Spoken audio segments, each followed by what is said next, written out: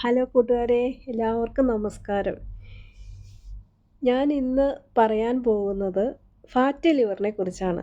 ഈ ഫാറ്റി ലിവറിനെ കുറിച്ച് എനിക്ക് എന്താണ് പറയാനുള്ളതെന്ന് വെച്ചാൽ, ഫാറ്റി ലിവർ ഗ്രേഡ് തേർഡായ ഞാൻ അത് എങ്ങനെ നോർമൽ സ്റ്റേജിൽ ഇപ്പം ഞാൻ ഫാറ്റി ലിവർ എന്നുള്ള ആ ഒരു ഇതിനെ മാറി എൻ്റെ ലിവർ നോർമൽ സ്റ്റേജിലേക്ക് എത്തിയത് അത് എന്തുകൊണ്ടാണെന്നും ഫാറ്റി ലിവർ ഉണ്ടാകാനുണ്ടായ കാരണവും എന്താണെന്ന് നിങ്ങളോട് പറയാൻ വേണ്ടിയിട്ടാണ് ഞാനിപ്പോൾ ഈ വീഡിയോ ചെയ്യുന്നത്.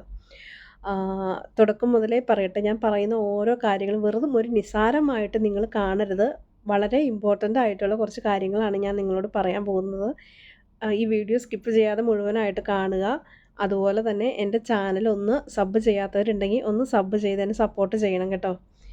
അപ്പോൾ ഞാൻ പറയാൻ പോകുന്നത്, എനിക്കൊരു 5-6 വർഷം മുമ്പ് യൂട്രസ് സംബന്ധമായ ഒരു പ്രശ്നത്തിന് വേണ്ടിയിട്ട് വയറൊന്ന് സ്കാൻ ചെയ്ത് കഴിഞ്ഞപ്പം ഫാറ്റി ലിവർ എന്ന് കാണിച്ചു.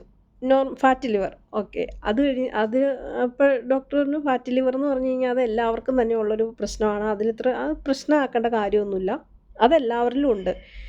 ഫാറ്റി ലിവർ ഇല്ലാത്ത ആളുകളില്ല എന്ന് പറഞ്ഞു. ശരിയാണ്, ഫാറ്റി ലിവർ എല്ലാവരിലും ഉണ്ട്. പക്ഷേ ഡോക്ടേഴ്സ് അങ്ങനെ പറയുള്ളൂ. കാരണം അവർ വലിയ വലിയ അസുഖങ്ങളും കാര്യങ്ങളും കൈകാര്യം ചെയ്യുന്ന ഡോക്ടർമാരെ സംബന്ധിച്ച് ഫാറ്റി ലിവർ എന്ന് കേൾക്കുമ്പോൾ അത് നോർമലോ, അത് കുഴപ്പമില്ല. പക്ഷേ ആ ഫാറ്റി ലിവർ നമ്മൾ കാര്യമാക്കാതിരിക്കുമ്പം കുറച്ച് നാൾ കഴിയുമ്പം അത് സ്റ്റേജ് 1, സ്റ്റേജ് 2, സ്റ്റേജ് 3 അങ്ങനെ 3 സ്റ്റേജുകളിലായിട്ട് ഈ ഫാറ്റി ലിവർ കടന്നു പോവുകയാണ്. ഈ 3ാമത്തെ സ്റ്റേജ് കഴിഞ്ഞ് കഴിഞ്ഞാൽ നമുക്ക് വരുന്നത് ലിവർ സിറോസിസ് ആണ്.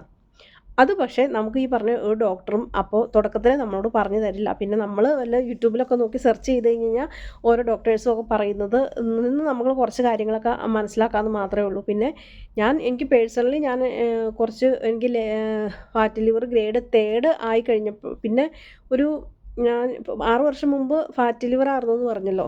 അതിനുശേഷം ഒരു 1.5 വർഷം മുമ്പ് ഫാറ്റി ലിവർ ഗ്രേഡ് തേർഡ് ആണെന്ന് സ്കാനിങ്ങിൽ കണ്ടു കഴിഞ്ഞപ്പം അപ്പോഴാണ് ഞാൻ ഇതിൻ്റെ ആ ഒരു സീരിയസ്നെസ്സും ഇതെന്താണെന്ന് മനസ്സിലാക്കാനും ഇതെങ്ങനെ മാറ്റാം അങ്ങനെയുള്ള കാര്യങ്ങളെക്കുറിച്ചൊക്കെ ഞങ്ങളുടെ ഒരു ഫാമിലി ഡോക്ടറോട് ഞാൻ ചോദിക്കുന്നത്.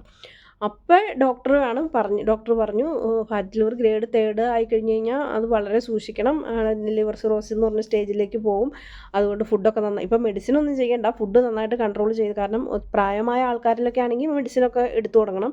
അപ്പോൾ അങ്ങനെ അത്രയ്ക്ക് പ്രായമൊന്നും ആകാത്തത് കൊണ്ട് മെഡിസിനൊന്നും ഇപ്പോൾ എടുക്കണ്ട, ഫുഡ് നന്നായിട്ട് കൺട്രോൾ ചെയ്യുക, എക്സസൈസ് ചെയ്യുക എന്നുള്ള കാര്യങ്ങളൊക്കെ പറഞ്ഞു തന്നു. അപ്പോൾ അതൊക്കെ പറഞ്ഞു കേട്ടു, ഓക്കെ. പക്ഷേ നമുക്കൊക്കെ ഒരു പ്രശ്നമുണ്ട്. ഇങ്ങനെയുള്ള കാര്യങ്ങളൊക്കെ അപ്പോൾ പറയും, അത് ഡോക്ടേഴ്സ് ആണെങ്കിലും പറയുമ്പോൾ കേൾക്കും, അന്നേരം ശരിവയ്ക്കും. 2 ദിവസത്തേക്ക് അതിൻ്റെ ആ ഒരു ചൂടുണ്ടാവും, എല്ലാ കാര്യങ്ങളൊക്കെ ശ്രദ്ധിക്കും. എൻ്റെ കാര്യമാണ് ഞാൻ പറഞ്ഞത്. എനിക്ക് തോന്നുന്നു ഒരുമാതിരിപ്പെട്ട എല്ലാവരും തന്നെ ഇങ്ങനെയാണെന്നാണ് എനിക്ക് തോന്നുന്നത്. അപ്പോൾ പിന്നെ അതേപ്പറ്റി വലിയ ശ്രദ്ധിക്കുന്നില്ല. അത് ഫുഡ് കൺട്രോൾ ചെയ്യാനോ എക്സസൈസ് ചെയ്യാനോ ഒന്നും 2-3 ദിവസമൊക്കെ ഉണ്ടായിരുന്നു. പിന്നെ എല്ലാം വീണ്ടും പഴയ പോലെ തന്നെ. മധുരപലഹാരങ്ങൾ കണ്ടാൽ ഞാൻ വെറുതെ വിടില്ല. മധുരം ആണ് എനിക്ക് ഏറ്റവും കൂടുതലൊരു വീക്ക്നെസ്സാണ് എൻ്റെ. അപ്പോൾ ഈ ലഡു, അലുവ, ജിലേബി ഈ വക സാധനങ്ങൾ വീട്ടിൽ മേടിക്കാതിരുന്നാലും അന്നേരം ചിലപ്പോൾ ആരെങ്കിലും റിലേറ്റീവ്സൊക്കെ വരുമ്പോൾ മേടിച്ചുകൊണ്ട് വരും. അപ്പോൾ അത് കഴിക്കും. അപ്പോൾ അങ്ങനെ കഴിക്കുന്നതുകൊണ്ട് എനിക്ക് വണ്ണവും ഒരുപാട് വെച്ചു, വയറ് ചാടി, അതൊക്കെ ഫാറ്റി ലിവറിൻ്റെ ഒരു ഭാഗമാണ്. അപ്പോൾ അങ്ങനെയൊക്കെ സംഭവിച്ചു. പക്ഷേ ഞാനത് കഴിഞ്ഞിട്ട് ഇപ്പോൾ ഒരു വർഷമായിട്ട് എൻ്റെ ആ ലൈഫ് സ്റ്റൈൽ അങ്ങ് മാറിയിട്ട് ഞാനിപ്പോൾ കുവൈറ്റിലാണ് വർക്ക് ചെയ്യുന്നത്. അപ്പോൾ ഇവിടെ വന്നു കഴിഞ്ഞപ്പോൾ എന്നാന്ന് വെച്ചാൽ നമുക്ക് ഫുഡൊക്കെ ഭയങ്കര ഡിഫറൻ്റാണ്. നമ്മുടെ നാട്ടിലെ ഫുഡേ അല്ലല്ലോ.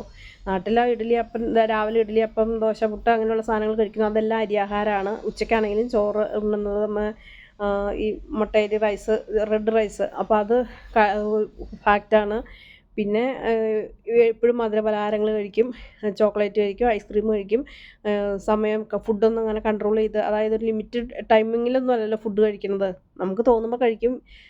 പിള്ളേരൊക്കെ കഴിച്ചു കഴിഞ്ഞു അവരുടെ കൂടെ ഇരുന്ന് കഴിക്കും, ഹസ്ബൻഡ് വരുമ്പോൾ അവരുടെ കൂടെ ഇരുന്ന് കഴിക്കും. അങ്ങനെയൊക്കെ കഴിച്ച് ഫുഡൊക്കെ യാതൊരുവിധ കൺട്രോളും ഇല്ല ഫുഡിൻ്റെ കാര്യത്തിൽ. അതുകൊണ്ടാണ് എനിക്ക് ഫാറ്റ് ലിവർ വരാനുണ്ടായ കാരണം. പിന്നെ പെയിൻ കില്ലർ ഒരുപാട് കഴിക്കുമായിരുന്നു. നമ്മളൊരാവശ്യമില്ലാതെ ഒരിക്കലും പെയിൻ കില്ലർ കഴിക്കാതിരിക്കുക. പിന്നെ എനിക്ക് എപ്പോഴും ഇങ്ങനെ തലവേദന അതുപോലുള്ള ഓരോ അസുഖങ്ങളൊക്കെ ഉണ്ടാവുമായിരുന്നു. അപ്പോൾ ഞാൻ എപ്പോഴും ഇങ്ങനെ പെയിൻ കില്ലർ കഴിക്കുമായിരുന്നു. ഒരു പക്ഷേ ഈ പെയിൻ കില്ലർ അമിതമായി കഴിച്ചതും മധുരം അധികം കഴിക്കുന്നത് കൊണ്ടും ആയിരിക്കാം. ഒരു പക്ഷേ എന്നല്ല, 2 കാരണമാണ് എനിക്ക് ഫാറ്റ് ലിവർ ഉണ്ടാവാനുള്ള കാരണം. അപ്പോൾ ഇവിടെ വന്നു കഴിഞ്ഞ് കഴിഞ്ഞപ്പം രാവിലെ കുബൂസ് കഴിക്കും. രാത്രി ഞാൻ കുബൂസാണ് കഴിക്കുന്നത്. രാത്രി റൈസ് നമുക്ക് വേണമെങ്കിൽ കഴിക്കാം, പക്ഷേ ഞാൻ കഴിക്കാറില്ല. റൈസാണെങ്കിലും നമ്മുടെ ഈ ബസ്മതി റൈസ് ആണ് ഇവിടെ കഴിക്കുന്നത്. അപ്പോൾ അത് റൈസ് എന്ന് പറഞ്ഞാൽ എനിക്കത്ര ഇഷ്ടമല്ലാത്തതുകൊണ്ട് ഞാനെപ്പോഴും അത് വളരെ കുറച്ചേ കഴിക്കുകയുള്ളൂ. പിന്നെ കറിയാണെന്ന് പറഞ്ഞു കഴിഞ്ഞാൽ എപ്പോഴും തന്നെ ചിക്കനായിരിക്കും. ചിക്കൻ എത്ര വേണമെങ്കിലും നമുക്ക് കഴിക്കാം. ചിക്കൻ കഴിക്കുന്നതുകൊണ്ട് യാതൊരുവിധ ദോഷവും ഇല്ല. പോത്ത്, പന്നി അങ്ങനെയുള്ള സാധനങ്ങളൊക്കെ കഴിക്കുന്നതാണ് നമുക്ക് ശരീരത്തിന് ഈ ഫാറ്റ് കൂടുതലുണ്ടാകണത്. അപ്പോൾ ചിക്കൻ നമുക്ക് എന്തോരം വേണമെങ്കിലും കഴിക്കാം. കോഴിമുട്ട കഴിക്കാം. കോഴിമുട്ടയുടെ വെള്ള കഴിക്കണം എന്നാണ് പറയണത്. ലിവറിൻ്റെ ആരോഗ്യത്തിന് ഏറ്റവും അത്യാവശ്യമായ ഒരു കാര്യമാണ് മുട്ടയുടെ വെള്ള. അപ്പോൾ അതൊക്കെ നമ്മൾ മുട്ട എന്നും കഴിക്കുക. അതുപോലെ തന്നെ ചിക്കൻ കഴിക്കുക. മധുരം ഒഴിവാക്കുക. പഞ്ചസാര തീർത്ത് ഒഴിവാക്കുക. മധുര പലഹാരങ്ങൾ ഒന്നും കഴിക്കരുത്. ആവശ്യമില്ലാതെ ടാബ്ലറ്റുകൾ കഴിക്കാതിരിക്കുക. ധാരാളം വെള്ളം കുടിക്കുക. ഇത്രയും കാര്യങ്ങൾ. പിന്നെ എക്സസൈസ് ഒരു ഇമ്പോർട്ടൻ്റ് ആണ്. എക്സസൈസ് മസ്റ്റായിട്ടും ചെയ്യണം. പക്ഷേ ഞാൻ എക്സസൈസ് ഉള്ളത് പറയാമല്ലോ, ഞാൻ എക്സസൈസ് ഒന്നും ചെയ്യാതെയാണ് എനിക്ക് ഫാറ്റ് ലിവർ നോർമലായത്. ഒരു 6 മാസം മുമ്പ് ഞാൻ സ്കാൻ ചെയ്തപ്പം എനിക്ക് ഫാറ്റ് ലിവർ ഒന്നും പ്രശ്നമേ ഉണ്ടായിരുന്നില്ല. നോർമലായിരുന്നു. ഗ്രേഡ് തേർഡായ ഫാറ്റ് ലിവറാണ് നോർമലായതെന്ന് നിങ്ങൾ ഓർക്കണം.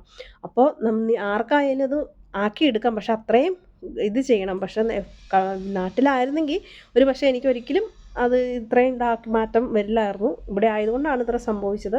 പക്ഷേ നാട്ടിലാണെങ്കിൽ നമ്മൾ ശ്രദ്ധിച്ചു കഴിഞ്ഞാൽ, അതായത് അതിൻ്റെ ആ സീരിയസ്നെസ് മനസ്സിലാക്കിയ ഫാറ്റി ലിവർ ഗ്രേഡ് ഫസ്റ്റ് ആണ് എന്നുള്ള ഒരാളാണ് നിങ്ങളെങ്കിൽ വളരെയധികം സൂക്ഷിക്കുക. കാരണം ഗ്രേഡ് ഫസ്റ്റിൽ നിന്ന് ഗ്രേഡ് തേർഡിലേക്ക് പോകാൻ വലിയ താമസമൊന്നുമില്ല. പെട്ടെന്ന് ചേഞ്ച് ആവും.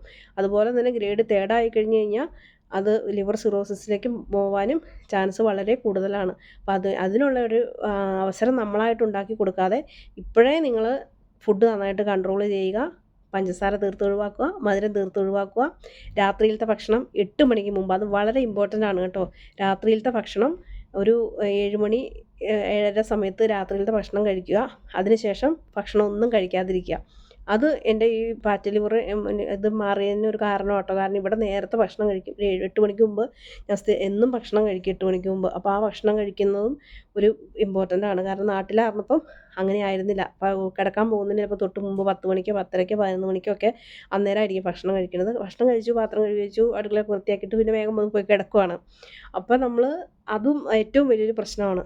അപ്പോൾ ആ ഒരു അത്രയും കാര്യങ്ങൾ ശ്രദ്ധിക്കുക. എല്ലാവരും ആരോഗ്യത്തോടെ ഇരിക്കുക. എൻ്റെ ചാനൽ സബ്സ്ക്രൈബ് ചെയ്യാൻ മറക്കരുത്.